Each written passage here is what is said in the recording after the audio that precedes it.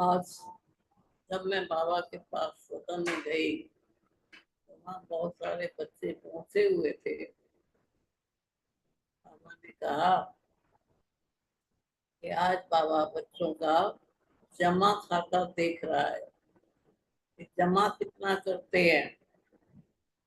बाबा ने कहा कि जमा कोई स्थूल बात नहीं ना, ये तो तुम्हारी आत्मा की बात है कि आत्मा में कितने खजाने तुम जमा करते हो।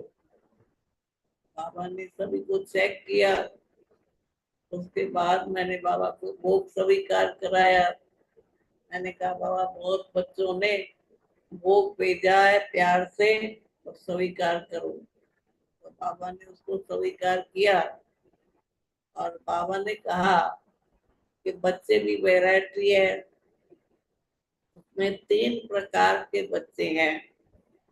एक है महादानी, दूसरे हैं दानी और तीसरे हैं वरदानी। बाबा ने कहा इनमें अंतर है तो तीनों ही बच्चे। तो बाबा ने कहा जो महादानी बच्चे होते हैं उनको जैसे ही संकल्प आता है, कोई भी शुभ संकल्प आता है तो फौरन कर लेते हैं। लेकिन जो दानी बच्चे होते हैं, जब उनको कोई संकल्प आता है तो सोचते रहते हैं करूं या न करूं, करूं या न करूं। तो का उसके बीच में जो टाइम पड़ जाता है उसमें माया चांस ले लेती है। तो माया उसमें चांस लेती है तो उसका जो शुद्ध संकल्प है वो व्यर्थ संकल्प में चला जाता है। तो जितना जितना तुम बच्चों में शुभ संकल्प चलते हैं तो तुम्हारी शक्ति बढ़ती है, और अगर व्यर्थ संकल्प चलते हैं तो तुम्हारी शक्ति घटती है।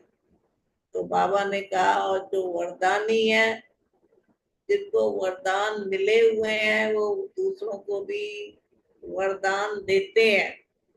तो कहा तुम बच्चों को क्या दान करना है, का योगदान करो, शांति दान करो, वरदान जो तुमको मिलते हैं दूसरों को भी दो। तो बाबा ने कहा उनको कहते हैं वरदानी। फिर बाबा ने सुनाया कि जैसे बकरे की बलि चढ़ाते हैं तो एक धक से उनका उसकी बलि चढ़ाते हैं, और कहीं जो होते हैं वो चिल्ला चिल्ला करके बिल बलि चढ़ते हैं।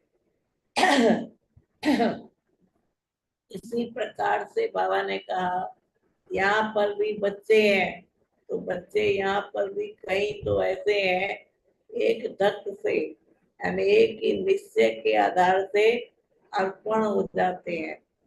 और कई बच्चे जो है सोचते रहते हैं करूं या न करूं, बलि चढ़ूं या न चढ़ूं। लेकिन बाबा ने कहा जो निश्चय बुद्धि बच्चे हैं वो तो एकदम से बलि चढ़ जाते हैं, यानी अपना तन मन धन सब परमात्मा को स्वाहा कर देते हैं। तो बाबा ने सुनाया कि तुम अपनी अपनी जांच करो कि हम कौन से बच्चे हैं, महादानी है, दानी है या वरदानी है। तो बाबा ने कहा कोई भी शुभ संकल्प आए तो बस उसको आया और कर लिया। लेकिन अगर शुभ संकल्प आए और उसमें तुमने देरी डाली तो माया तुमको फिर बीच में झुकाव डालती है। इसलिए फिर माया के आने से तुम्हारा वो जो शुभ संकल्प है वो तुम्हारा कम हो जाता है। तो जो तुमको करना हो चाहिए वो कर नहीं पाते। सोचते हो कि आज चलो बाबा के यज्ञ में मैं 100 करूंगी, फिर जब माया का संकल्प आता है तो कहते हैं चलो 50 आज करते हूँ, 50 बाद में करूंगा। तो बाबा ने कहा कि ये जो संकल्प आया, ये संकल्प इसीलिए आया क्योंकि तुम्हारा शुभ संकल्प है वो व्यर्थ में चला जाता है। तो जब व्यर्थ में चला जाता है तो बाबा ने कहा फिर तुम्हारे जो संकल्प है उनके ताकत नहीं है, इसलिए जो तुम सोचते हो वो कर नहीं पाते हो। लेकिन बाबा ने कहा महादानी जो होते हैं, जो सोचते हैं वो करते हैं, सोचते नहीं है। तो कहा तुमको कोई भी अच्छा विचार आए तो बाबा ने कहा उसको करो, फौरन से करो।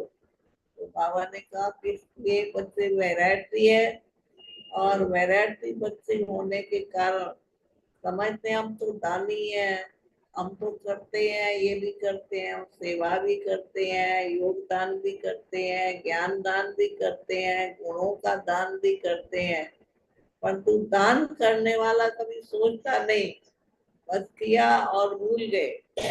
का कोई भी अच्छी चीज जब की जाती है तो बाबा ने कहा कि करो और भूल जाओ।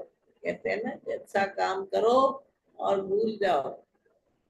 इस प्रकार से बाबा ने कहा ये जो संगम का समय है, ये है जमा करने का समय। संगम के समय पर जो जमा करते हैं वो तुम्हारा 21 जन्म 2500 वर्ष तक चलता है।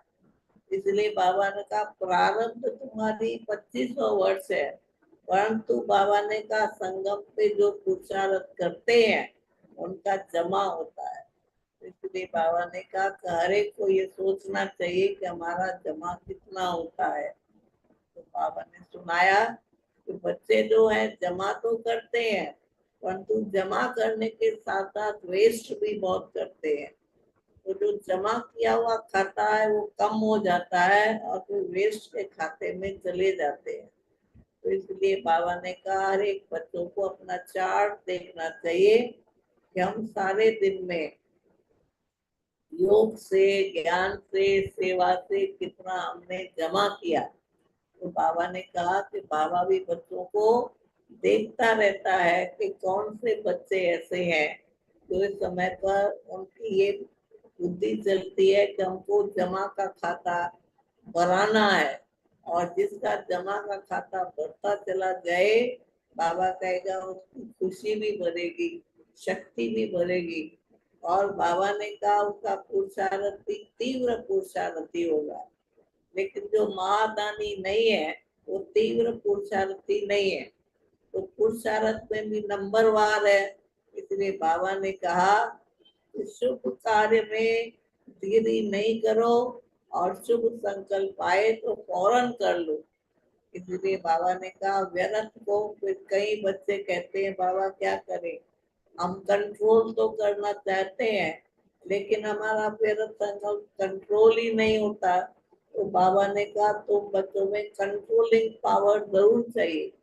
अगर तुम अपने व्यर्थ को कंट्रोल नहीं कर सकते हो तो बाबा ने कहा कैसे महाराजा महारानी बनेंगे। तो बाबा ने कहा कि सत्युग के अंदर भी तुम महाराजा महारानी बनेंगे, और इस समय संगम पर तुम राज योगी हो। तो बाबा ने कहा योगी का मतलब जमा करना, योगी का मतलब वेस्ट करना नहीं है।